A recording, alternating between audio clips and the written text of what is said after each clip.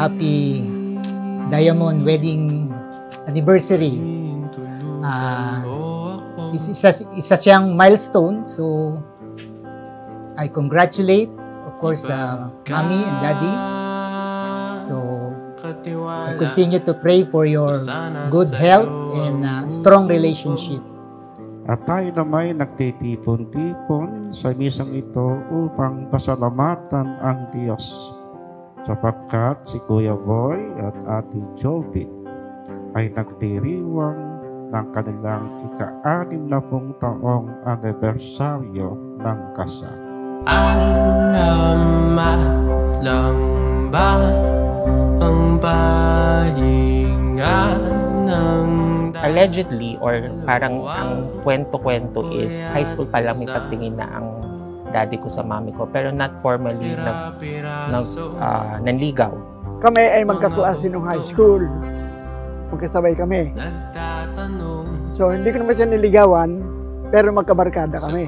To the college days nila, pinupunta-puntahan pa din siya ng daddy ko. Then eventually naging sila. Ganun ka persistent manligaw ang daddy ko. Sila'y nagtiis sa isa't isa dahil sa kanilang pagmamahal sa isa't isa at pagmamahal sa kanilang mga anak. Sa kasanayang linawin. Maganda naman ang pagpapalaki nila sa amin. At saka ang naaalala ko talaga, ang hinahangaan ko talaga sa kanila, hindi namin sila nakikitang nag-aaway mag-asawa. Sapul yun nung bata kami hanggang ngayon. Isang nakita ko sa mga parents ko is hindi ko sila nakitang nag-away. Of course, sigurado nag-aaway, pero in front of us, never. Kaya ito mga kapatid, ang sekreto ng buhay may asawa.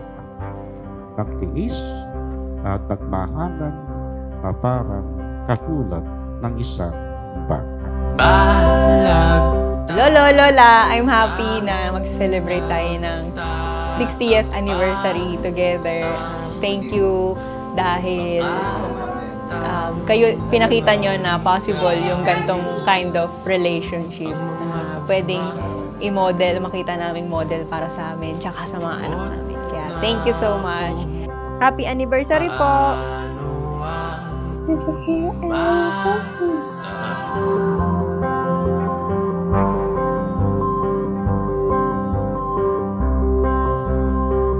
Dad and Mom, happy 60th anniversary.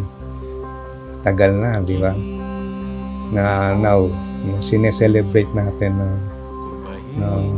naging health conscious kayo at I pray na umaba pa ang iyong buhay at magkaroon pa uli ng another anniversary. Mommy, Daddy, happy anniversary.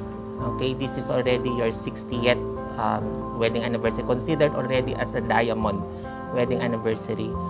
Ang wish ko po sa inyo ay continue good health, okay, free from any diseases, free from any accidents, and yung tuloy pa rin yung laughter natin. I wish na until mahaba ko pa kayong matulungan in my own way. Thank you, Mommy and Daddy. Dati salamat sa pinalaki nyo kami sa mabuti anak. Hi, Lola Boy and Lola Jovit. Thank you and congratulations, but thank you for raising us or helping raise all of the grandkids.